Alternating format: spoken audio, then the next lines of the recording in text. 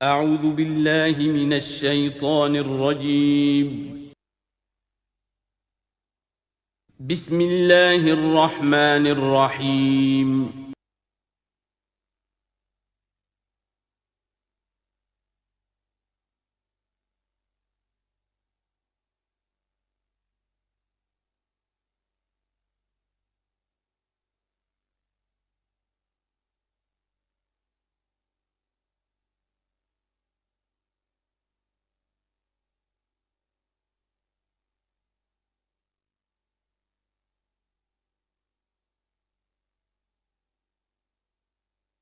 اعوذ باللہ من الشیطان الرجیم بسم اللہ الرحمن الرحیم الف لام میم ذالک الکتاب لا ریب فیہ صدق اللہ العظیم۔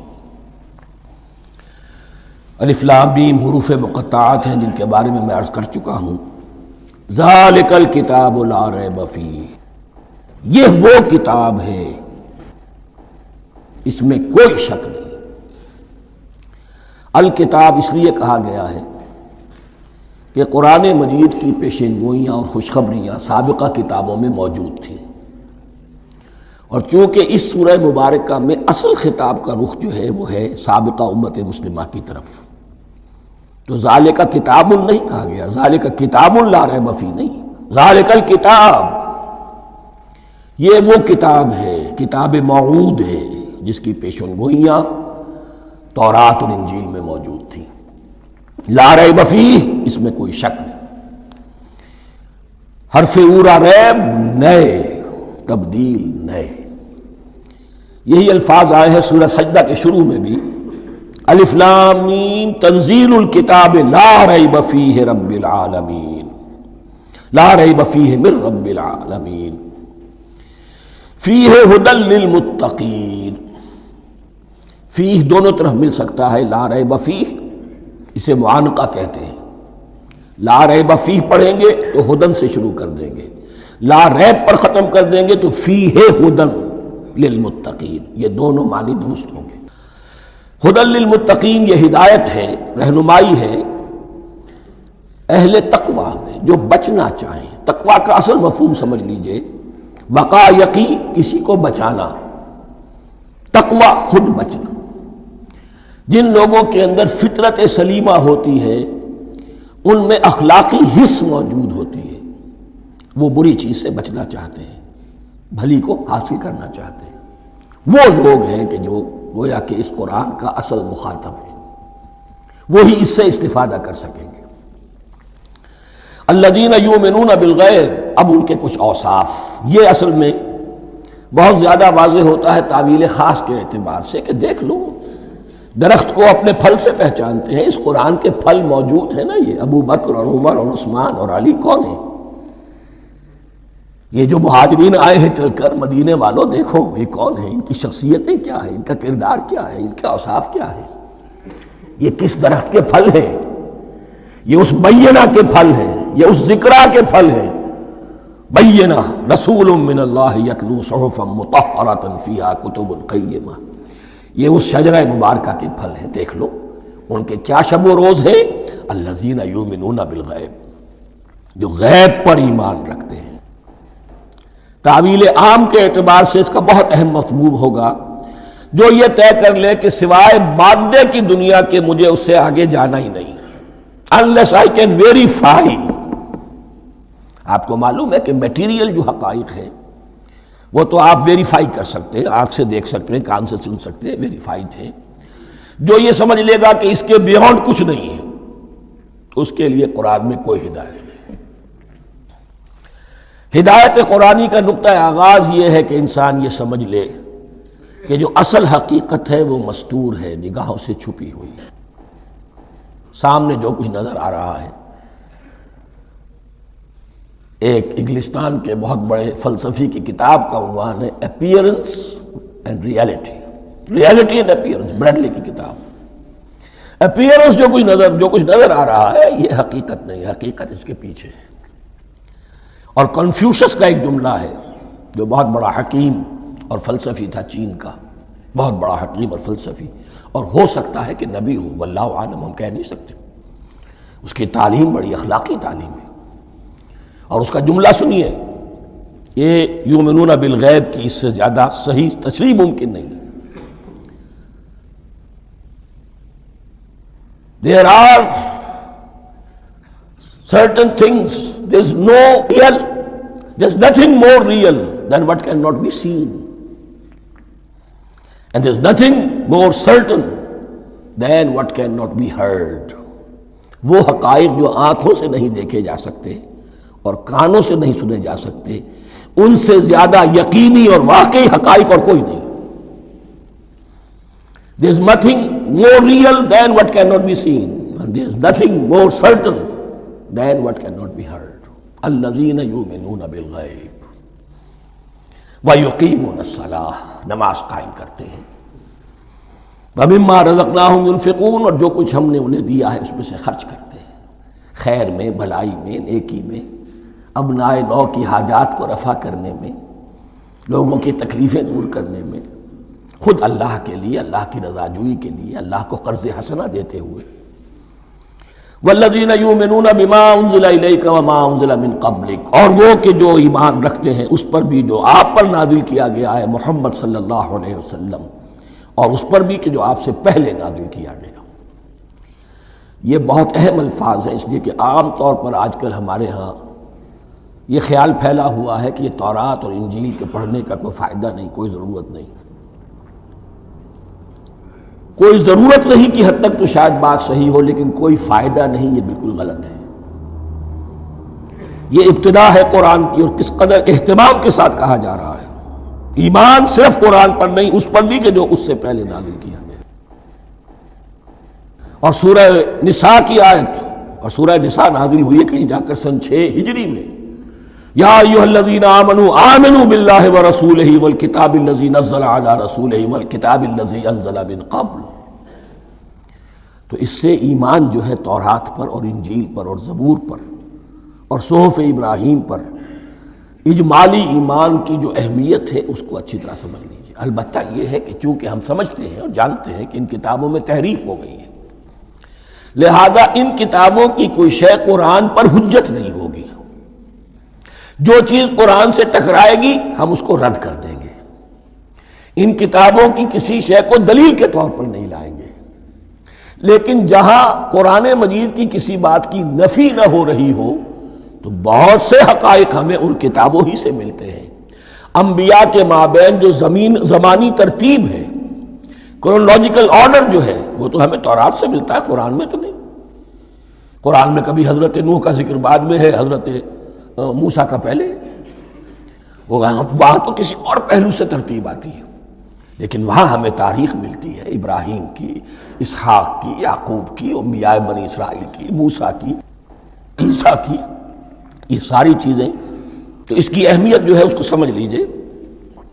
والذین یؤمنون بما انزل الیک وما انزل من قبلک وبالآخرۃ ھم یوقنون، آخرت پر وہ یقین رکھتے ہیں۔ نوٹ کرنے والی بات کیا ہے کہ باقی سب چیزوں کے لیے لفظ ایمان آیا، آخرت کے لیے ایقان۔ کیوں؟ واقعہ یہ ہے کہ انسان کے عمل کے اعتبار سے سب سے زیادہ مؤثر شے ایمان بالآخرہ ہے۔ ایمان بالآخرہ ہے تو عمل سیدھا رہے گا کہ ہاں مجھے جواب دہی کرنی ہے، جانا ہے، اٹھنا ہے، اللہ کے حضور حاضری ہے۔ اگر یہ یقین ہے تو عمل صحیح ہوگا۔ اس میں کمی ہو گئی تو توحید جو ہے وہ بھی بس ایک عقیدہ، ایک ڈوگما بن کے رہ جائے گی۔ ایمان بالرسالت بھی بدعات کو جنم دے گا۔ عید میلاد نبی منا لیجئے، اور کچھ عشقیہ اشعار کہہ دیجئے، نعتیہ اشعار کہہ دیجئے، اللہ اللہ خیر صلی اللہ، یہ ایمان بالرسالت کے مظہر ہوں گے۔ عمل انسان کا درست ہوتا ہے آخرت کے یقین کے ساتھ۔ وبالآخرۃ ھم یوقنون، آخرت پر انہی کا یقین ہے، انہی کا یقین ہے۔ یہ حصر بھی ہے اس اعتبار سے کہ یہودی میں مدعی تھے کہ ہم آخرت پر یقین رکھتے ہیں، یہاں کنٹراسٹ دکھایا جا رہا ہے، آخرت پر یقین رکھنے والے یہ لوگ ہیں، اور تعویل خاص کے اعتبار سے وہ لوگ موجود ہیں تمہاری نگاہوں کے سامنے۔ 13 برس کی محنت کی کمائی محمد الرسول اللہ صلی اللہ علیہ وسلم کی اس کتاب کی، یتلو علیہم آیاتہ ویزکیہم ویعلمہم الکتاب والحکمہ، اس کا جو نتیجہ ہے وہ تمہارے سامنے ہے۔ اولئک علی ھدی من ربہم، یہ وہ لوگ ہیں جو اپنے رب کی طرف سے ہدایت پر ہیں۔ وہ ابتدائی ہدایت بھی ان کے پاس تھی اور یہ تکمیلی ہدایت بھی، قرآن پر بھی ان کا یقین پورا ہے اور محمد کا اتباع بھی وہ کر رہے ہیں۔ وَأُولَٰئِكَ هُمُ الْمُفْلِحُونَ، اور یہی وہ لوگ ہیں جو فلاح پانے والے ہیں۔ فلاح کا لفظ بھی قرآن مجید کی بڑی اہم اصطلاح ہے، منزل مراد کو پہنچ جانا، کسی باطنی حقیقت کا عیا ہو جانا۔ اسی لیے اس پر پھر گفتگو انشاءاللہ ہوگی سورہ مومنون کے شروع میں، لیکن یہ کہ فلاح پانے والے، کامیاب ہونے والے اصل میں یہی لوگ ہیں۔ تو گویا کہ تعویل خاص میں صحابہ کرام کی طرف اشارہ ہو گیا، تعویل عام میں ہر شخص کو بتا دیا گیا اگر قرآن کی ہدایت سے مستفید ہونا ہے تو یہ اوصاف اپنے اندر پیدا کرو۔ اب دوسرا گروہ، ان الذین کفروا سواء علیہم انذرتہم ام لم تنذرہم لا یؤمنون، یقیناً جن لوگوں نے کفر کیا، اور یہاں مراد کیا ہے؟ جو کفر پر اڑ گئے ہیں۔ اس کو ہم تعویل عام میں نہیں لے سکتے، اس لیے کہ اگر تو ہم اس کو عام میں لے لیں گے تو اس کے معنی تو یہ ہوں گے جس شخص نے کسی وقت کفر کیا اب وہ ہدایت پر آ ہی نہیں سکتا۔ نہیں، یہ بات نہیں ہے۔ کوئی کفر میں ہے، وہ غالطے کی بنا پر ہے، عدم توجہی کی بنا پر ہے، حق اس پر واضح نہیں ہوا ہے اس لیے ہے، تو آپ اسے سمجھائیں گے، انذار و تبشیر سے اسے فائدہ ہو جائے گا، واعظ و نصیحت سے فائدہ ہو جائے گا۔ ایک وہ ہے کہ جو حق کو سمجھ کر، پہچان کر اور پھر اڑ گئے، ضد کی وجہ سے، ہٹ دھرمی کی وجہ سے، تعصب کی وجہ سے، تکبر کی وجہ سے، حسد کی وجہ سے۔ ان الذین کفروا، ایسے لوگوں کا معاملہ کیا ہے؟ سواء علیہم انذرتہم ام لم تنذرہم لا یؤمنون، برابر ہے ان کے لیے خواہ آپ انہیں سمجھائیں خواہ نہ سمجھائیں، ڈرائیں نہ ڈرائیں، انذار فرمائیں نہ کریں، لا یؤمنون، وہ ایمان لانے والے نہیں۔ وہی بات جو میں نے کہی تھی کہ سوتے کو جگایا جا سکتا ہے، جاگتے کو کیسے جگائیں؟ ختم اللہ علی قلوبہم وعلی سمعہم وعلی ابصارہم غشاوہ، ان کے دلوں پر اللہ نے مہر کر دی ہے۔ کیوں کر دی ہے؟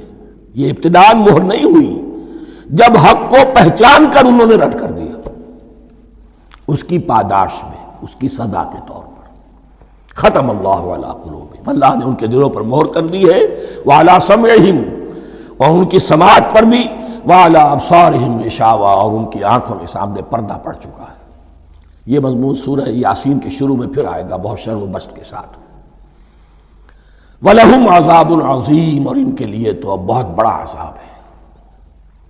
یہ دوسرا گروہ ہو گیا، ایک رکوع میں دو کو سمیٹ لیا گیا، کل ابھی 7 آیتیں ہوئی ہیں۔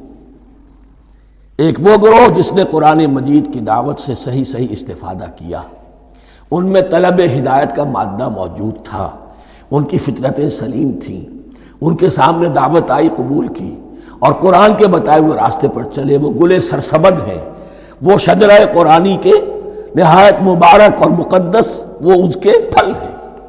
ایک گروہ وہ ہے جس نے حق کو پہچانا لیکن اس کو رد کر دیا اپنے تعصب یا ہٹ درمی کی وجہ سے۔ ان کا ذکر آ گیا بہت اختصار کے ساتھ، اس لیے کہ ان کا ذکر آپ کو بہت تفصیل سے مکی صورتوں میں ملے گا۔ اب آیا تیسرا گروہ، وَمِنَ النَّاسِ، اور لوگوں میں کچھ ایسے بھی ہیں، مَن يَقُولُ آمَنَّا بِاللَّهِ وَبِالْيَوْمِ الْآخِرِ وَمَا هُم بِمُؤْمِنِينَ، جو کہتے تو یہ ہے کہ ہم ایمان رکھتے ہیں اللہ پر بھی اور یوم آخر پر بھی، مگر وہ حقیقت میں مومن نہیں ہے۔ یہاں ایک بات سمجھ لیجئے، اکثر اور بیشتر مفسرین نے اس تیسری کیٹیگری کے بارے میں یہی رائے قائم کی ہے کہ یہ منافقین مذکور ہیں یہاں، اگرچہ لفظ منافق یا لفظ نفاق نہیں آیا یہاں، لیکن مولانا نیلسن اصلاحی صاحب نے ایک رائے ظاہر کی ہے جو بڑی قیمتی ہے۔ وہ یہ کہ یہاں ایک کردار کا نقشہ کھینچ دیا گیا ہے، غور کرنے والے غور کر لیں، دیکھ لیں، جس پر بھی وہ چسپاں ہو جائے۔ اور بالفعل جب یہ آیات نازل ہو رہی تھیں تو تو دو طبقات پر یہ کردار نگاری جو ہے، یہ جو شخصیت کا ہیولہ کھینچا جا رہا ہے، وہ دو کے اوپر راس آ رہا تھا۔ ایک علماء یہود، وہ بھی کہتے تھے کہ ٹھیک ہے محمد جو کہہ رہے ہیں، ہم بھی اللہ کو مانتے ہیں، آخرت کو بھی مانتے ہیں، اسی لیے یہاں رسالت کا ذکر نہیں ہے۔ بھئی ہم محمد ہی کو نہیں مانتے نا صلی اللہ علیہ وسلم، باقی اگر 1.25 لاکھ نبی آئے ہیں تو باقی 1.25 لاکھ کو تو ہم مانتے ہیں، ایک محمد کو نہیں مانا، ایک عیسیٰ کو نہیں مانا، بس۔ تو ہمیں بھی مانا جانا چاہیے کہ ہم بھی مسلمان ہیں۔ ایک یہ ان کی رائے ہے، اور واقعہ یہ ہے کہ یہاں اس طریقے کا تذکرہ ہو رہا ہے کہ جس سے ان کا کردار بھی جھلک رہا ہے، روح سخن ان کی طرف جا رہا ہے۔ مجھے یاد ہے اپنی 10ویں جماعت کے زمانے میں دہلی میں نے دیکھا تھا کہ ناٹ سرکس، وہاں کا ایک بڑی مارکیٹ ہوتی تھی، تو جوتے کی ایک دکان پہ ایک بہت بڑا جوتا لٹکایا ہوا تھا، بہت بڑا، اور لکھا تھا free to home it fits, جس کے پاؤں میں یہ ٹھیک ٹھیک آ جائے وہ لے جائے اس کو۔ تو یہ free to home it fits ہے، ایک کردار ہے۔ اب یہ کردار جس کے اوپر بھی فٹ بیٹھ جائے، ان میں یقیناً زیادہ تو غلبہ یہی ہے جو مفسرین کی رائے ہے، منافقین کا معاملہ جو ہو رہا ہے، لیکن یہ کردار بعین نہیں فٹ بیٹھ رہا ہے یہود کے علماء پر۔ اور یہ بھی نوٹ کر لیجئے کہ جو مدینہ منورہ میں نفاق کا جو پودا پروان چڑھا ہے، بلکہ پودا نہیں کہنا چاہیے، جھاڑ جھکاڑ جو پروان چڑھا ہے، وہ یہودیوں کے زیر اثر، جیسے جنگل کے اندر بڑے بڑے درخت بھی ہوتے ہیں اور اندر جو ہے نیچے جھاڑیاں بھی ہوتی ہیں، تو یہ نفاق کا جھاڑ جھکاڑ جو ہے وہ یہودی علماء کا جو پودا تھا، اور بہت بڑا تھا، اس میں کوئی شک نہیں، اس کے سائے میں پروان چڑھا ہے۔ ان دونوں میں معنوی ربط بھی ہے۔ وَمِنَ النَّاسِ مَن يَقُولُ آمَنَّا بِاللَّهِ وَبِالْيَوْمِ الْآخِرِ وَمَا هُم بِمُؤْمِنِينَ، اور لوگوں میں سے کچھ ایسے بھی ہیں جو کہتے تو یہ ہے کہ ہم ایمان رکھتے ہیں اللہ پر اور یوم آخر پر، لیکن وہ مومن نہیں ہیں۔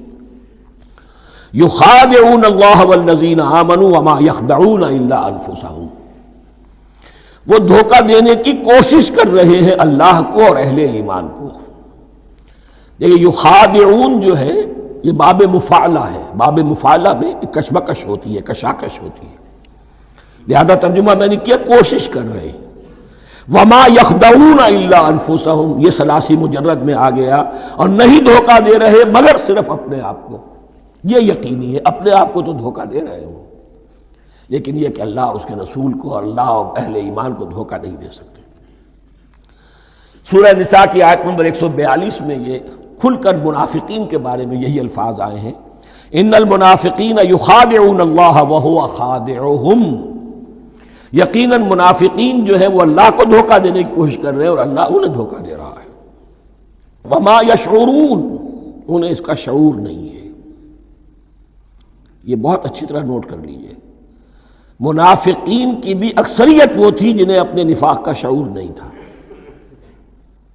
وہ اپنے تئیں سمجھتے تھے اپنے آپ کو مسلمان، وہ کہتے تھے یہ بے وقوف لوگ ہیں، محمد رسول اللہ کے بارے میں کہتے تھے یہ خام خواہ جو ہے انہوں نے لڑائی بھڑائی مول لے لی ہے اہل مکہ کے ساتھ، کیا ضرورت ہے، امن کے ساتھ جو ہے بات کرنی چاہیے۔ وہ سمجھتے تھے کہ ہم خیر خواہ ہیں، ہم بھلی بات کہہ رہے ہیں، یہ بے وقوف لوگ ہیں، دیکھتے نہیں کہ کس سے ٹکرا رہے ہیں، ہاتھ میں اسلحہ نہیں ہے اور لڑائی کے لیے جا رہے ہیں، تو بے وقوف تو یہ ہے۔ لیکن وہ سمجھتے تھے کہ ہم تو بڑے مخلص ہیں، ہم مصلح ہیں، تو ما یشعرون بہت ضروری ہے۔ بعض لوگ منافق ایسے بھی تھے کہ جو اسلام میں داخل ہی ہوتے تھے دھوکہ دینے کی خاطر، اور ان پہ پہلے دن سے واضح ہوتا تھا کہ ہم مسلمان نہیں ہیں، ہم نے اسلام کا لبادہ اوڑھا ہے صرف دھوکے کے لیے۔ اس کا ایک ذکر سورہ آل عمران میں آئے گا، لیکن اکثر و بیشتر منافقین دوسری طرح کے تھے جنہیں اپنے نفاق کا شعور حاصل نہیں تھا۔ فی قلوبہم مرض، ان کے دلوں میں ایک روگ ہے، بیماری ہے۔ یہ روگ اور بیماری کیا ہے؟ ایک لفظ میں اس کو تعبیر کیا جائے، کردار کی کمزوری، ویکنس آف کیریکٹر۔ ایک شخص وہ ہوتا ہے کہ جو سمجھتا ہے یہ حق ہے، حق سے باد آباد، اب جو ہو سو ہو۔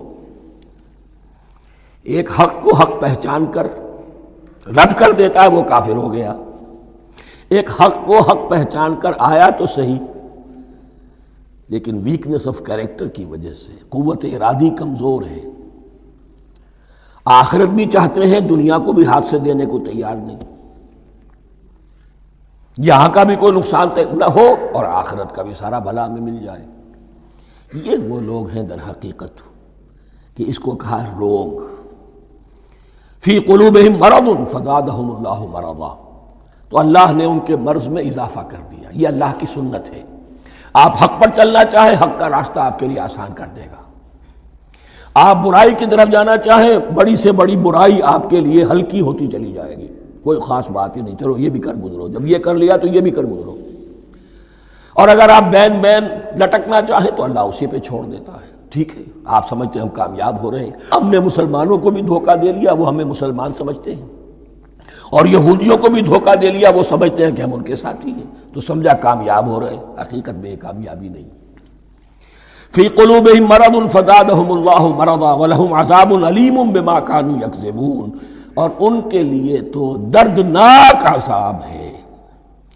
عذاب عظیم کا لفظ آیا تھا اوپر کفار کے لیے، وَلَهُمْ عَذَابٌ عَظِيمٌ، 7ویں آیت ختم ہوئی، اور عذاب علیم کا لفظ آیا یہاں، ان کے لیے دردناک المناک عذاب ہے، بما کانوا یکذبون، بسبب اس جھوٹ کے جو وہ بول رہے تھے۔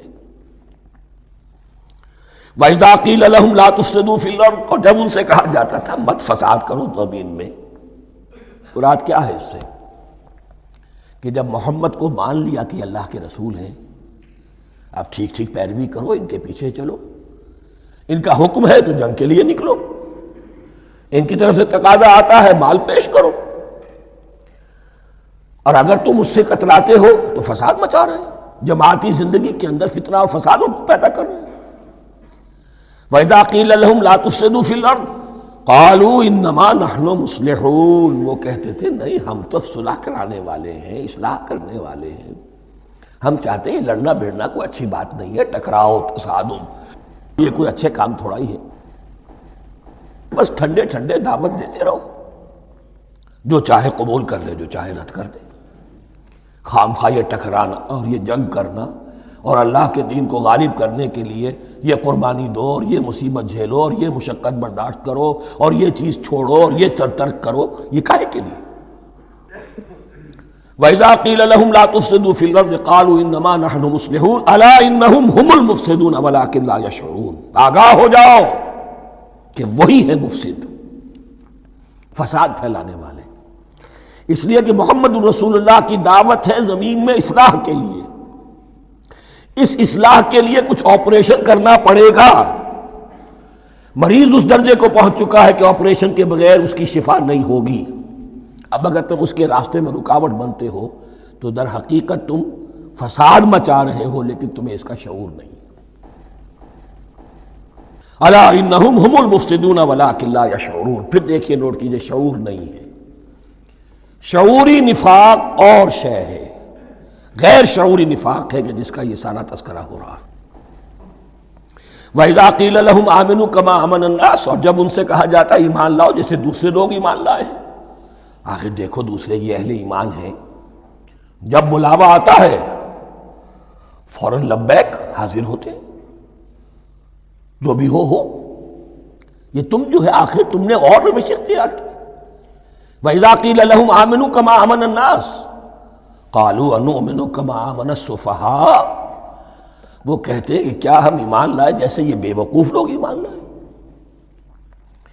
انہیں تو اپنے نفع کی فکر، نہ نقصان کی فکر، نہ خطرات کا کوئی خیال، نہ اندیشوں کا کوئی گمان، جان جائے مال جائے، اولاد کو چھوڑ دیں، گھر بار چھوڑ کے آ گئے ہیں، ان سے بڑے بے وقوف کون ہوں گے؟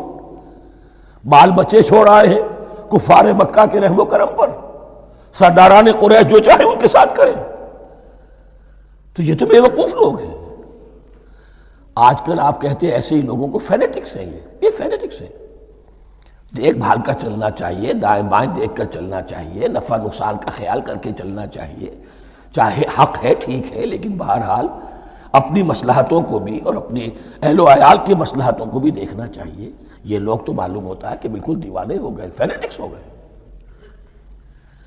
وَإِذَا قِيلَ لَهُمْ آمِنُوا كَمَا آمَنَ النَّاسُ قَالُوا أَنُؤْمِنُ كَمَا آمَنَ السُّفَهَاءُ أَلَا إِنَّهُمْ هُمُ السُّفَهَاءُ وَلَٰكِن لَّا يَعْلَمُونَ، آگاہ ہو جاؤ کہ وہی بے وقوف ہیں لیکن انہیں علم نہیں ہے۔ وہ صادق الایمان جو ایمان کی ہر تقاضے کو پورا کرنے کے لیے ہر وقت حاضر ہیں، ان سے بڑا عقل مند کوئی نہیں، ان سے بڑا سمجھدار کوئی نہیں۔ انہوں نے یہ جان لیا ہے کہ اصل زندگی آخرت کی زندگی ہے، یہ نہیں ہے، یہ تو عارضی ہے، کل نہیں آج ختم ہو جائے، آج نہیں ابھی ختم ہو جائے، کیا فرق پڑے گا؟ جانا تو ہے، اب نہیں تو کل، کل نہیں تو پرسوں، جانا تو ہے۔ تو عقل تو ان کے اندر ہے۔ الا انہم ہم السفہاء ولکن لا یعلمون واذا لقوا الذین آمنوا قالوا آمنا، اور جب یہ ملتے ہیں ان سے جو اہل ایمان ہیں تو کہتے ہیں ہم بھی ایمان رکھتے ہیں۔ اب یہ ان دونوں پر آئے گا۔ عام جو یہودی تھے وہ بھی کہتے تھے کہ ہم بھی تو آخر اللہ کو مانتے ہیں، آخرت کو مانتے ہیں، اور منافق تو تھے ہی جو رسول کو بھی مانتے تھے۔ وَإِذَا خَلَوْا إِلَىٰ شَيَاطِینِهِمْ، اور جب یہ اپنے شیطانوں کے پاس خلوت میں ہوتے ہیں، اور یہاں شیاطین سے مراد ہیں اہل کتاب یہود کے علماء، ان کے سردار، یا عبداللہ ابن ابی جو منافقین مدینہ کا سردار تھا۔ اگر وہ کبھی ملامت کرتا تھا، دیکھو تم تو معلوم ہوتا ہے بالکل مسلمانوں میں شامل ہی ہو گئے پوری طرح سے، تمہیں کیا ہو گیا، تم ہر بات مان رہے ہو۔ اب انہیں یہ کچھ نہ کچھ اپنی وفاداری کا یقین دلانے کے لیے کہنا پڑتا تھا، نہیں ہم انہیں بیوقوف بنا رہے ہیں، ہم ان سے ذرا تمسخر کر رہے ہیں، ہم ہیں آپ کے ساتھ ہی، آپ فکر نہ کریں۔ اسی لیے یہ دو منہ ہونا، نفق کہتے ہیں سرنگ کو جس کے دو دروازے ہوتے ہیں، باقی زیر زمین ہے۔ نافقہ گوہ کا بل ہے کہ دو دروازے رکھتا ہے، دو اس کے منہ رکھتا ہے کہ ادھر سے اگر کتا داخل ہو جائے شکار کے لیے تو ادھر سے نکل بھاگے، ادھر سے آئے تو ادھر سے نکل بھاگے۔ تو دو منہ انسان، یہ در حقیقت جس کو پھر سورہ نساء میں کہا گیا لا الہ ہؤلاء ولا الہ ہؤلاء، نہ ادھر کے ہیں نہ ادھر کے، مذبذبین بین ذالک، اس کے درمیان مذبذب ہو کر رہ گئے۔ یہ شیطان کا لفظ یہاں سمجھ لیجئے کہ اس کے دو رائے ہیں کہ یہ شطنہ سے بنا ہے یا شات سے بنا ہے، شین الف توئے یا شین تو نون۔ شطنہ کے معنی تباعدا، کو بہت دور ہو گیا، دور ہو گیا۔ شیطان سے مراد جو اللہ کی رحمت سے بہت دور ہو گیا۔ اور شاتا یشیتو کے معنی ہے احترق غضبا وحسدا، کوئی شخص غصے اور حسد کے اندر جل رہا ہو، وہ شاتا یشیتو ہے۔ اس سے فعلان کے وزن پر، رحمان کے وزن پر، غضبان کے وزن پر شیطان، یعنی وہ کہ جو حسد اور غضب کی آگ میں جل رہا ہے۔ تو یہ ایک تو شیطان وہ ہے کہ جو جنات میں سے ہے، جس کا نام عزازیل تھا پہلے، اب ہم اسے ابلیس کے نام سے جانتے ہیں، وہ ایک شیطان ہے، جنی ہے۔ پھر یہ کہ جو بھی اس کے پیروکار ہیں دنیا میں، انسانوں میں سے ہوں یا جنات میں سے ہوں، وہ بھی شیاطین ہیں۔ اسی طرح اہل کفر، اہل زیغ کے جو بڑے بڑے سردار ہوتے ہیں، ان کو بھی شیطان سے تعبیر کیا گیا۔ وَإِذَا خَلَوْا إِلَىٰ شَيَاطِینِهِمْ قَالُوا إِنَّا مَعَكُمْ، اور جب وہ خلوت میں ہوتے ہیں، علیحدگی میں ہوتے ہیں اپنے شیاطین کے پاس، سرداروں کے پاس، کہتے ہیں ہم تو آپ کے ساتھ ہیں، إِنَّمَا نَحْنُ مُسْتَهْزِئُونَ، یہ تو ہم ان مسلمانوں کو بیوقوف بنا رہے ہیں، ان سے استہزاء کر رہے ہیں، تمسخر کر رہے ہیں۔ ہم تمسخر میں کہہ دیتے ہیں کہ ہم بھی آپ کے ساتھ ہیں، آمنا۔ اللہ یستہزئ بہم ویمدہم فی طغیانہم یعمہون، حقیقت کیا ہے کہ اللہ ان کا مذاق اڑا رہا ہے اور ان کو ڈھیل دے رہا ہے کہ وہ اپنے عقل کے اندھے پن میں بڑھتے چلے جائیں۔ اللہ تعالیٰ جیسا میں نے عرض کیا رسی دراز کرتا ہے، کوئی شخص غلط راستے پر جانا ہے تو جاؤ بھائی، فوراً تو نہیں پکڑتا، اگر فوراً پکڑ لے تو سیدھا ہو جائے گا، چلتے جائے، جہاں جانا چاہتے ہو جاؤ۔ تو ان کو بھی رسی دراز کر رہا ہے اللہ، لیکن یہ کہ اللہ یستہزئ بہم، یہ سمجھتے ہیں کہ مسلمانوں کا مذاق اڑا رہے ہیں، اصل میں مذاق ان کا اڑ رہا ہے اللہ کے نزدیک۔ وَيَمُدُّهُمْ فِي طُغْيَانِهِمْ يَعْمَهُونَ، اب یہاں ذرا نوٹ کر لیجئے، یہ دو لفظ آئیں گے، عین میم اور ہا، عمہ ہے کے ساتھ، ایک ہے عین میم اور یا، عمج، تو عین اور میم تو مشترک ہے یا آخر میں فرق ہوگا۔ عین میم اور ہا ہوگا، اس کے معنی عقل کا اندھا، دل کا اندھا۔ آنکھیں تو ہے لیکن دل کا اندھا ہے، عقل کا اندھا ہے۔ اور عین میم یا جو آنکھوں کا اندھا ہو، عمیٌ اندھے، اعمیٰ اندھا۔ تو یہاں فرمایا انا معکم انما نحن مستہزئون اللہ یستہزئ بہم ویمدہم فی طغیانہم یعمہون۔ اللہ ان کو اس جو ان کی عقل کے اندھے پن میں جو یہ بڑھتے چلے جا رہے ہیں، اللہ بھی ان کی رسی دراز کر رہا ہے تاکہ یہ جہاں تک جانا چاہتے ہیں چلے جائیں۔ اولئک الذین اشتروا الضلالۃ بالہدی، یہ وہ لوگ ہیں کہ جنہوں نے ہدایت کے عوض گمراہی خرید لی ہے۔ دیکھیے بڑا پیارا انداز ہے یہ۔ ایک شخص کے سامنے دونوں آپشنز تھے، ایک نے گمراہی کو چھوڑا، ہدایت لے لی، چاہے قیمت دینی پڑی، تکلیفیں اٹھانی پڑی، آزمائشوں میں سے گزرنا پڑا، قربانیاں دینی پڑی، ہدایت لی۔ اور ایک شخص نے ہدایت دے کر گمراہی لے لی۔ آسانی تو ہو گئی، فوری تکلیف سے تو بچ گئے، لا الہ ہؤلاء ولا الہ ہؤلاء، دونوں طرف سے اپنے آپ کو بچا لیا۔ لیکن حقیقت میں سب سے زیادہ گھاٹے کا سودا یہی ہے۔ اولئک الذین اشتروا الضلالۃ بالہدی، ہدایت دے کر اور ضلالت خرید لی ہے۔ فما ربحت تجارتہم، تو ان کی تجارت ان کے حق میں ہرگز مفید نہیں ہوئی۔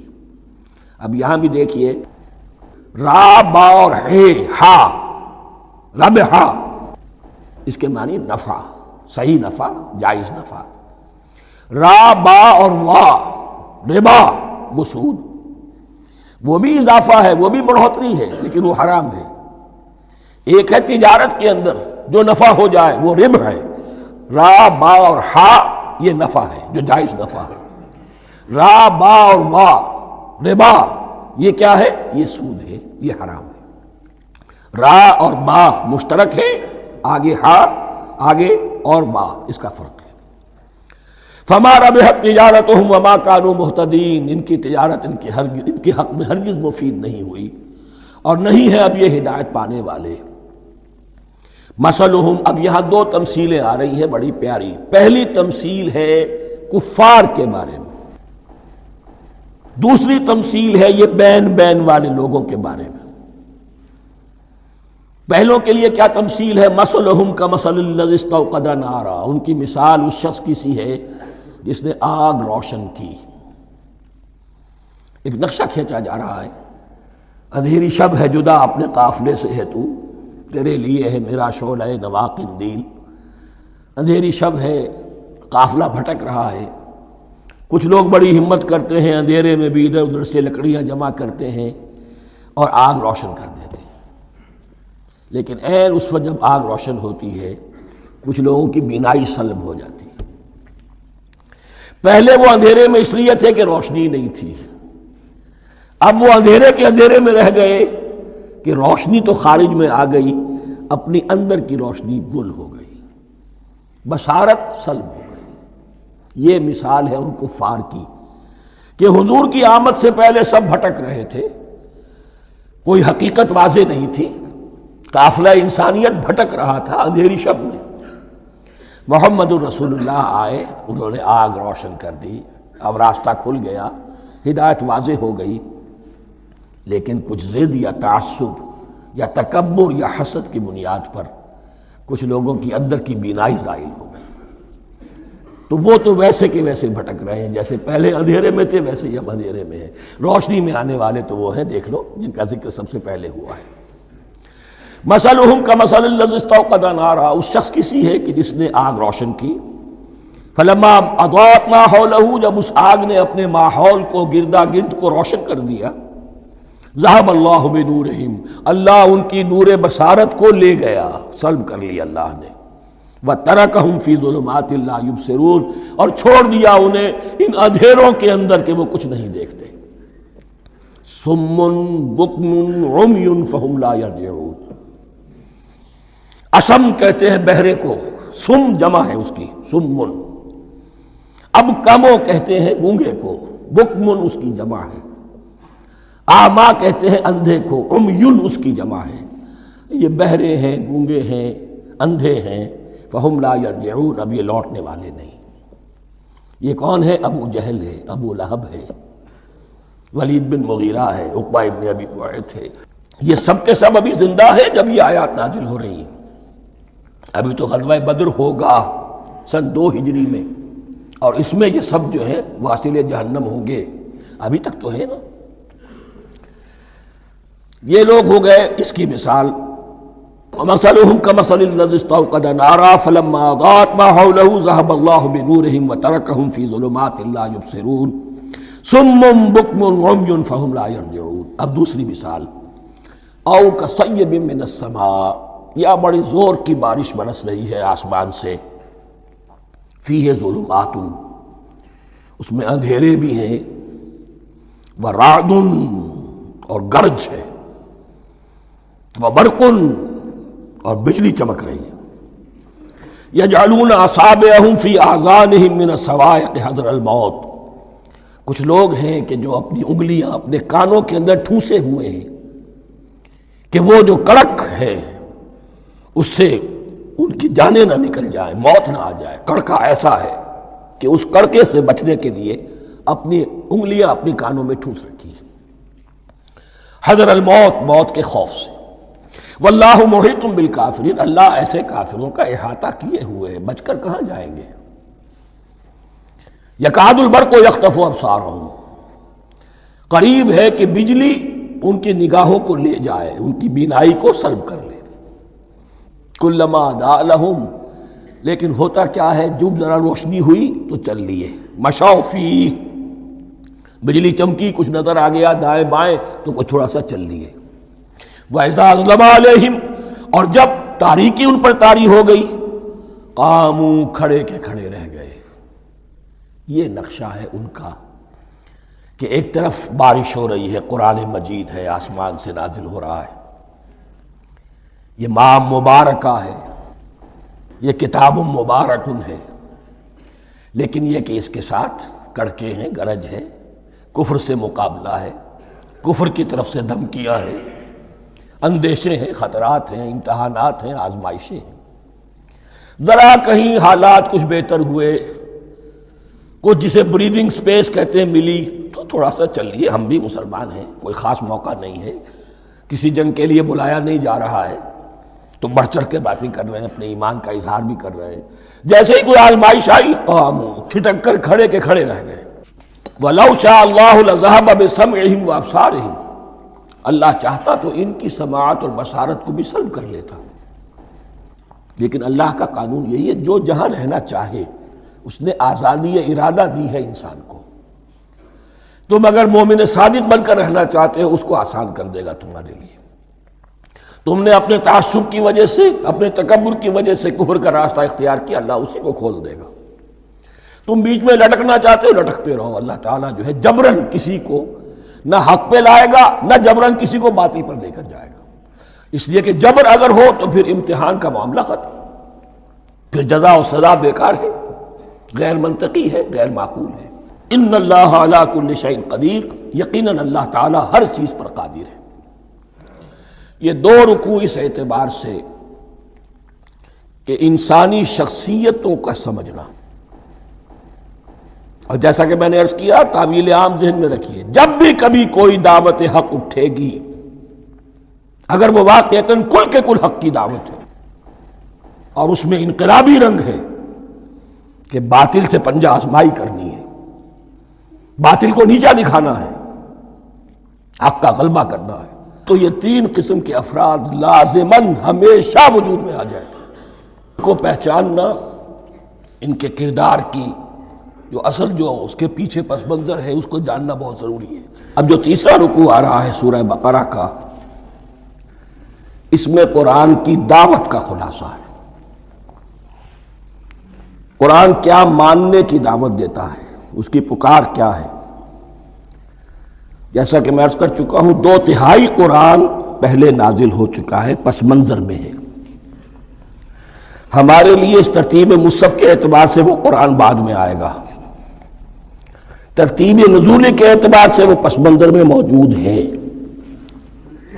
لیکن چونکہ یہاں پر مصحف کے اندر یہاں سے آغاز کیا جا رہا ہے، لہذا اس کا خلاصہ جو ہے لب لباب یہ ایک رکوع میں، اور قرآن کے فلسفے کا اور اس کے بعض نہایت ہی اہم جو موضوعات ہیں اور مسائل ہیں ان کا ذکر پھر چوتھے رکوع میں۔ ابھی ہم تیسرا رکوع پڑھ رہے ہیں۔ یا ایھا الناس اعبدوا ربکم الذی خلقکم والذین من قبلکم لعلکم تتقون۔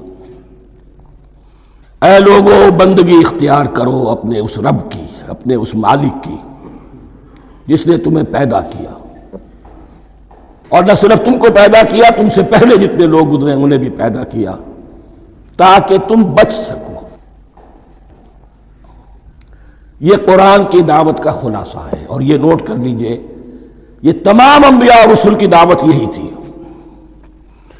اب جب پڑھیں گے سورہ اعراف پڑھیں گے، سورہ شعراء پڑھیں گے، ایک ایک کا نام لے کر ان اعبدوا اللہ واطیعون، ہر رسول کی دعوت یہ تھی اللہ کی بندگی کرو، میری اطاعت کرو۔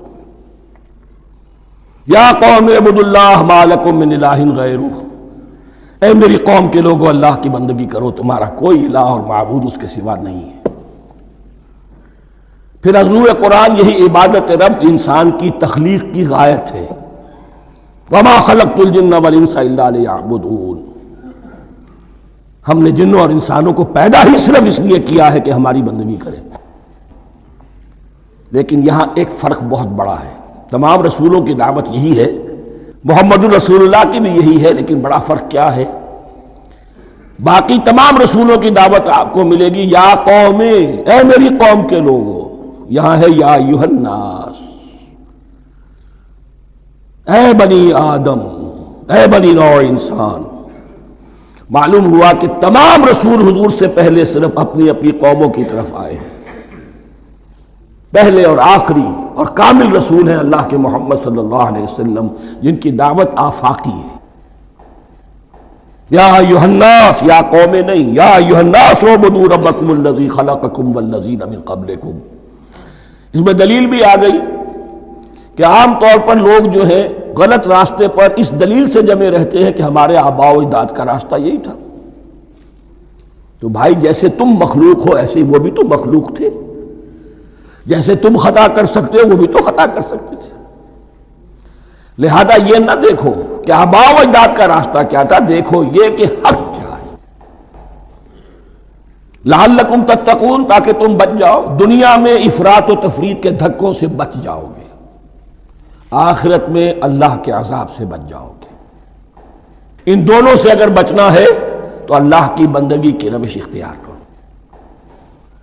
اچھا، کس رب کی؟ الذی جعل لکم الارض فراشا والسماء بناء، جس نے تمہارے لیے زمین کو فرش بنا دیا اور آسمان کو چھت بنا دیا۔ وانزل من السماء ماء، اور آسمان سے پانی برسایا۔ فاخرج بہ من الثمرات رزقا لکم، اور پھر اس پانی کے ذریعے سے زمین سے میووں کی شکل میں، پیداوار کی شکل میں تمہارے لیے رزق اگایا۔ فلا تجعلوا للہ اندادا وانتم تعلمون، تو ہرگز نہ اللہ کا مد مقابل کسی کو ٹھہراؤ جانتے بوجھتے۔ وانتم تعلمون کا ایک مطلب یہ بھی ہے کہ تم بھی مانتے ہو کہ اس کائنات کا خالق اللہ کے سوا کوئی نہیں۔ اہل عرب بھی مانتے تھے، جو ان کے دیوی دیوتا تھے وہ سمجھتے تھے کہ یہ اللہ کے اوتار ہیں، یا اللہ کے ہاں بہت یہ پسندیدہ ہیں، اللہ کے محبوب ہیں، اس کے اولیاء ہیں، اس کی بیٹیاں ہیں، لہذا یہ شفاعت کریں گے تو ہمارا بیڑا پار ہو جائے گا۔ ورنہ خالق وہ مانتے تھے اللہ ایک ہی ہے۔ جب تم یہ مانتے ہو کائنات کا خالق ایک، مدبر ایک، تو اب کسی کو اس کا مد مقابل نہ بناؤ۔ انداد ند کی جمع ہے، لا ضد لہ ولا ند لہ، اللہ کا کوئی مد مقابل نہیں۔ اس میں یہاں تک بات ہے کہ حضور اس درجے، اس توحید کی باریکیوں تک پہنچا کر گئے ہیں اس امت کو کہ کسی صحابی نے ایسے ہی کہہ دیا ما شاء اللہ وما شئت، جو اللہ چاہے اور جو آپ چاہیں۔ حضور نے فوراً ٹوک دیا اجعلتنی للہ ندا، کیا تو نے مجھے اللہ کا مد مقابل بنا دیا ہے؟ اس کائنات میں مشیت صرف ایک کی چلتی ہے، کسی اور کی مشیت اس کی مشیت کے تابع پوری ہو جائے، لیکن مشیت مطلقہ صرف اس کی ہے۔ یہاں تک کہ حضور سے فرمایا گیا کہ اے نبی آپ کے لیے یہ ممکن نہیں ہے جسے چاہے ہدایت دے دیں، انک لا تہدی من احببت ولکن اللہ یہدی من یشاء۔ اگر یہ اختیار میں ہوتا تو ابو طالب دنیا سے بغیر ایمان لائے نہ جاتے۔ فلا تجعلوا للہ اندادا وانتم تعلمون۔ اب ان دو آیتوں میں تو یوں سمجھیے توحید نظری بھی اور توحید عملی بھی۔ توحید عملی کیا ہے؟ بندگی صرف اسی کی ہو۔ اب آیا ہے رسالت کا معاملہ، وَإِن كُنتُمْ فِي رَيْبٍ مِّمَّا نَزَّلْنَا عَلَىٰ عَبْدِنَا۔ اگر تمہیں رسالت محمدی پر شک ہے صلی اللہ علیہ وسلم، اس کے کیا معنی ہے؟ کہ تمہیں اس قرآن کے بارے میں شک ہے جو ہم نے اپنے بندے پر نازل کیا ہے۔ اگر ہے شک فی الواقع، وَإِن كُنتُمْ فِي رَيْبٍ، اگر تمہیں واقعتاً شک ہے مما نزلنا علی عبدنا، اس پر جو ہم نے اپنے بندے پر نازل فرمایا ہے، فاتو بسورۃ من مثلہ، تو لے آؤ اس جیسی ایک ہی صورت۔ یہ ہم کل پوری تفصیل سے دیکھ چکے ہیں کہ برسبیل تنزل یہاں پہنچے ہیں۔ پہلے دو آیتیں میں نے آپ کو سنائی تھی جس میں پورے قرآن کی مثال لانے کا چیلنج کیا گیا، پھر ایک آیت سنائی جس میں 10 صورتیں ہی لے آؤ، اب آخری درجے میں ایک صورت ہی بنا لاؤ، اور ایک صورت تو سورۃ العصر کے مساوی بھی ہو سکتی تھی، سورۃ الکوثر کے مساوی بھی ہو سکتی تھی۔ وَادْعُوا شُهَدَاءَكُم مِّن دُونِ اللَّهِ إِن كُنتُمْ صَادِقِينَ، اور بلا لو اپنے سارے مددگاروں کو اللہ کے سوا، جن ہوں انس ہوں، اس لیے کہ قریش کا خیال یہ تھا کہ جو شعراء ہوتے ہیں ان کے پاس جن ہوتے ہیں، وہ جن انہیں سکھاتے ہیں، ورنہ عام آدمی تو یہ شعر نہیں کہہ سکتا۔ تو تمہارا اگر کوئی گمان ہے کوئی جنات سکھانے والے ہیں، کوئی انسان ہے، خطیب ہیں، شعراء ہیں، ادیب، سب کو جمع کر، ان کنتم صادقین۔ اب یہ ہے بہت ہی، جس کو میں نے کل کہا تھا آپ کو یاد ہوگا، قرآن کا انداز کیا ہوتا ہے کہ وہ اپنے اندر جھانکنے کی دعوت دیتا ہے۔ یہ گویا کہ آنکھوں میں آنکھیں ڈال کر یہ کہا جا رہا ہے کہ حقیقت میں تمہیں کوئی شک نہیں ہے، یہ تم بات بنا رہے ہو صرف، اگر واقعتاً شک ہے تو آؤ میدان میں۔ حقیقت یہ ہے کہ تمہیں شک نہیں ہے، اگر تم سچے ہو فاتو بسورۃ من مثلہ، تو اس جیسی ایک ہی صورت بنا لاؤ۔ فإن لم تفعلوا، اب ذرا انداز دیکھیے تحدی کا اور چیلنج کا، پھر اگر تم یہ نہ کر پاؤ، وَلَن تَفْعَلُوا، اور ہرگز نہیں کر سکو گے، یہ چیلنج کون دے سکتا ہے؟ اللہ کے سوا کوئی نہیں دے سکتا۔ یہ انداز کسی کتاب کا نہیں ہے، ذَلِكَ الْكِتَابُ لَا رَيْبَ فِيهِ، یہ کسی کا نہیں ہے۔ فَإِن لَمْ تَفْعَلُوا وَلَن تَفْعَلُوا، پھر اگر تم نہ کر پاؤ اور تم ہرگز نہیں کر پاؤ گے، فَاتَّقُوا النَّارَ الَّتِي وَقُودُهَا النَّاسُ وَالْحِجَارَةُ، تو ڈرو اس آگ سے جس کا ایندھن بنے گے انسان اور پتھر۔ اعدت للکافرین، کافروں کے لیے تیار کر لی گئی ہے، بھڑکا دی گئی ہے۔ پتھروں کا ذکر خاص طور پر کیوں ہے؟ دو اس کے امکانات ہیں۔ آپ کو معلوم ہے کہ وہ جو پتھر کا کوئلہ ہوتا ہے اس کی آگ بڑی سخت ہوتی تھی، عام جو ہمارا یہ لکڑی کا کوئلہ ہوتا ہے اس کے مقابلے میں، اور دوسرے یہ بھی کہ چونکہ انہوں نے جو معبود تراش رکھے تھے وہ پتھر کے ہوتے تھے، تمہارے ساتھ ہی تمہارے ان معبودوں کو بھی جھونکا جائے گا اور وہ بھی جلیں گے، تاکہ تمہاری حسرت کے اندر اضافہ ہو۔ ان سے ہم دعائیں مانگا کرتے تھے، ان کے سامنے ماتھے ٹیکتے تھے، ان کے سامنے ڈنڈوت کرتے تھے، ان کو چڑھاوے چڑھاتے تھے۔ اب یہاں گویا کہ ایمان باللہ توحید، ایمان بالرسالت اور ایمان بالآخرت، فاتقوا النار التي وقودها الناس والحجارة اعدت للكافرين وبشر الذين آمنوا وعملوا الصالحات، اور بشارت دے دیجئے اے نبی ان لوگوں کو کہ جو ایمان لائے اور جنہوں نے نیک عمل کیے، ان لہم جنات تجری من تحتها الانہار، کہ ان کے لیے وہ باغات ہیں کہ جن کے دامن میں ندیاں بہتی ہوں گی۔ لفظی ترجمہ ہوگا جن کے نیچے ندیاں بہتی ہوں گی۔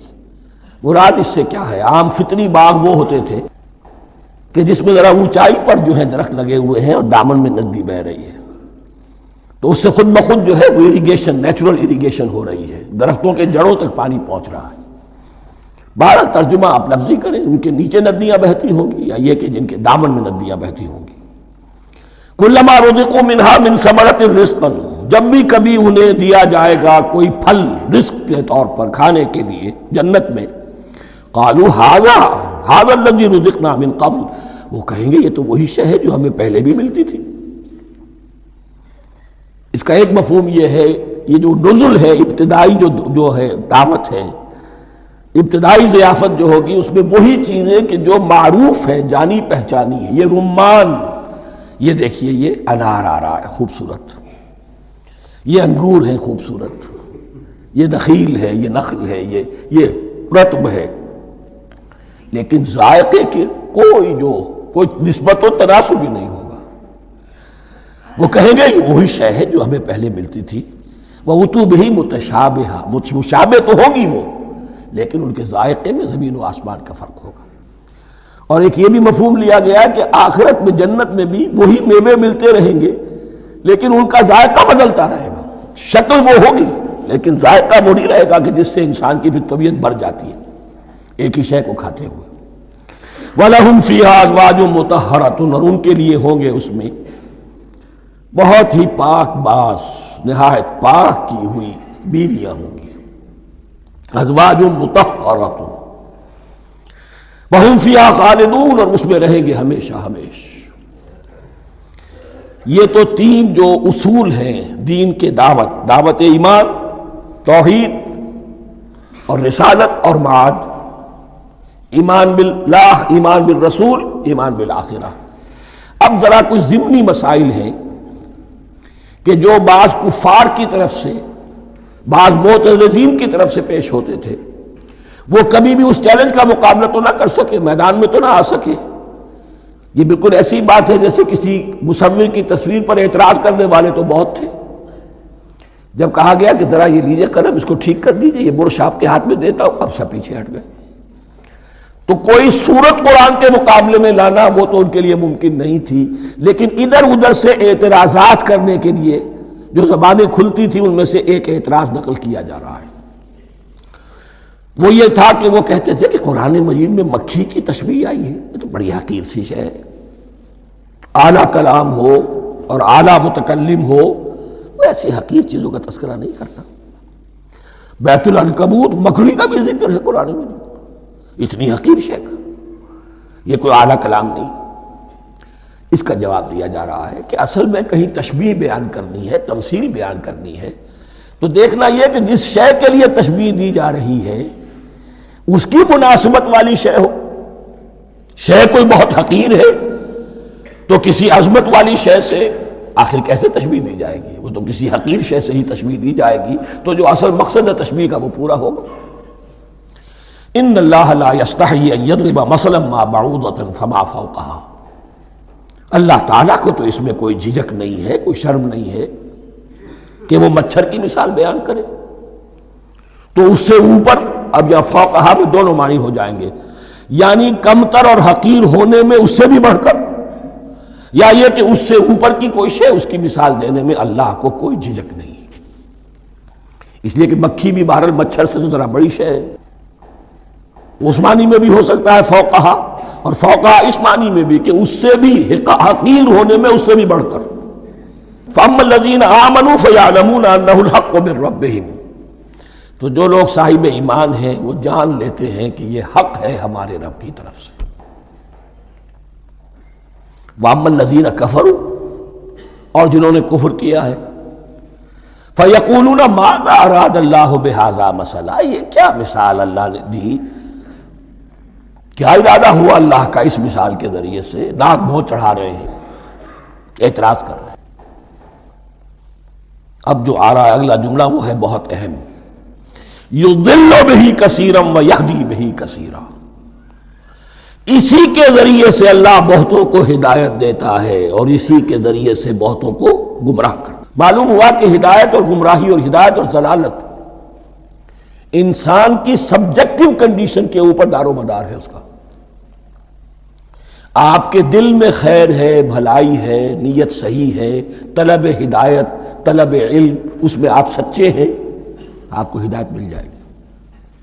دل میں زیغ ہے، کجی ہے، نیت میں ٹیڑھ ہے، فساد ہے، تو اسی کے ذریعے سے اللہ آپ کی گمراہی میں اضافہ کر دے گا۔ یضل بہ کثیرا ویہدی بہ کثیرا، لیکن اللہ کا یہ کسی کو ہدایت دینا اور کسی کو ضلالت دینا علل ٹپ نہیں ہے، کسی قاعدے اور قانون کے بغیر نہیں ہے۔ وما یضل بہ الا الفاسقین، نہیں گمراہ کرتا وہ اس کے ذریعے سے مگر صرف سرکش لوگوں کو، جن میں سرکشی ہے، تعلی ہے، تکبر ہے۔ اور ان کے اوصاف کیا ہے؟ الذین ینقضون عہد اللہ من بعد میثاقہ، جو توڑ دیتے ہیں اللہ کے ساتھ کیے ہوئے عہد کو۔ اور سب سے بڑا عہد یہ سورہ اعراف میں چل کر آئے گا، عہد الست۔ عالم ارواح میں ہم عہد الست کر کے آئے، الست بربکم قالوا بلا، کیا میں ہی نہیں ہوں تمہارا رب؟ تمام ارواح نے، میں بھی تھا، آپ بھی تھے، سب تھے، کل انسان، جتنے انسان دنیا میں آج تک آ چکے ہیں وہ بھی تھے، اور جو آنے ہیں ابھی قیامت تک وہ بھی تھے، لیکن تھے صرف ارواح کی شکل میں، جسم نہیں تھے۔ اور یہ میں آپ کو بتا چکا ہوں، مکمل وجود ہے انسان کا، روحانی وجود۔ اولاً تخلیق اس کی ہوئی تھی، اسی سے آگے چل کر ایک بہت فلسفے کا بہت گہرا مضمون آ رہا ہے آگے چل کر۔ وہ جو عہد الست الست بربکم قالوا بلا، انہوں نے اس عہد کو توڑا، اللہ کو اپنا مالک اور خالق اور اپنا حاکم جاننے کی بجائے خود حاکم بن کر بیٹھ گئے۔ الیس لی ملک مصر، کیا مصر کی بادشاہی میری نہیں ہے؟ I am the sovereign, we are sovereign, popular sovereignty, بغاوت، سرکشی، فاسق۔ وما يضل به الا الفاسقين الذين ينقضون عهد الله من بعد ميثاقه ويقطعون ما امر الله به ان يوصل، اور کاٹتے ہیں وہ چیز جسے اللہ نے جوڑنے کا حکم دیا ہے۔ اللہ نے صلہ رحمی کا حکم دیا ہے، یہ قطع رحمی کرتے ہیں۔ مال کی طلب میں بھائی بھائی کو ختم کرتا ہے، اس کے مال کو ہتھیانے کے لیے، اپنی ذاتی اغراض کے لیے تمام اخلاقی حدود جو ہے انسان پس و پیش ڈال دیتا ہے۔ اپنا تکبر، اپنے لیے تعلی۔ الذین، آپ دیکھیے، نوٹ کیجئے، اس میں ہماری شریعت کا فلسفہ یہ ہے، ایک تعلق ہے اللہ کا بندے کے ساتھ، حقوق اللہ، ایک ہے بندوں کا بندوں کے ساتھ، حقوق العباد۔ اللہ کا حق کیا ہے؟ اسے حاکم اور مالک، اور حاکم سمجھو، الملک سمجھو، خود اس کے بندے بنو۔ انسانوں کا حق کیا ہے؟ کونوا عباد اللہ اخوانا، سب آپس میں بھائی بھائی اللہ کے بندے بن جاؤ۔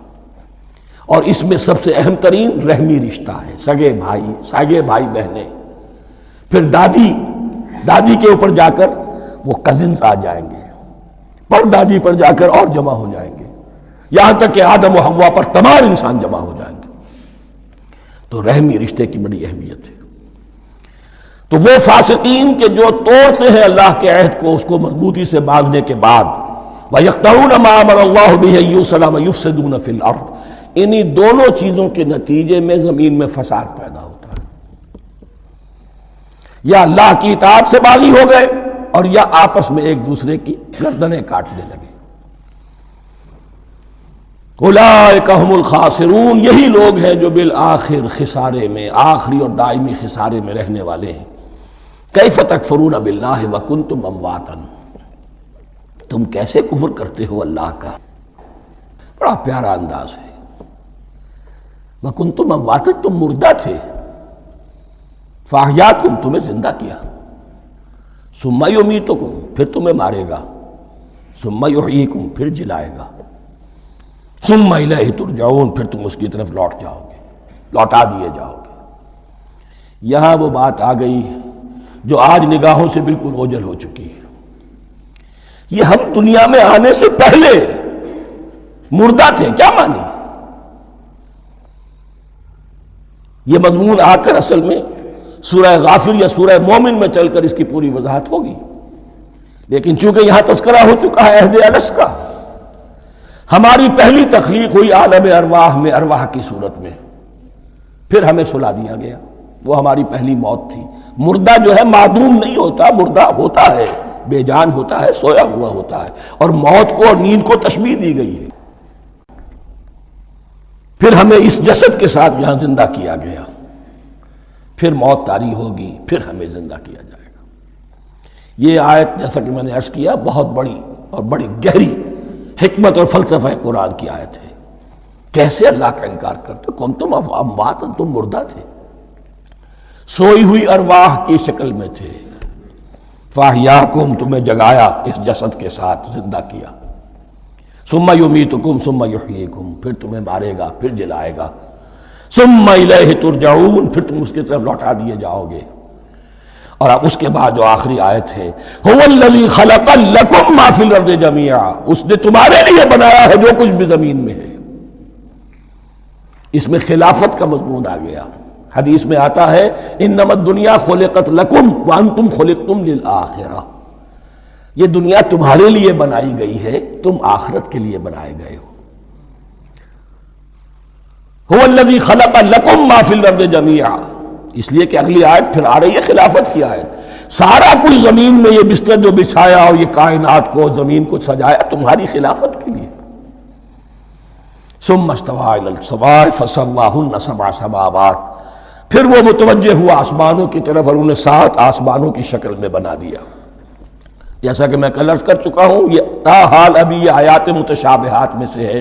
7 آسمانوں کی کیا حقیقت ہے ہم اس سے ابھی پورے طور سے واقف نہیں۔ وَهُوَ بِكُلِّ شَيْءٍ عَلِيمٌ، اور اسے ہر شے کا علم حقیقی حاصل ہے۔ بارک اللہ لی ولکم فی القرآن العظیم ونفعنی وإیاکم بالآیات والذکر الحکیم۔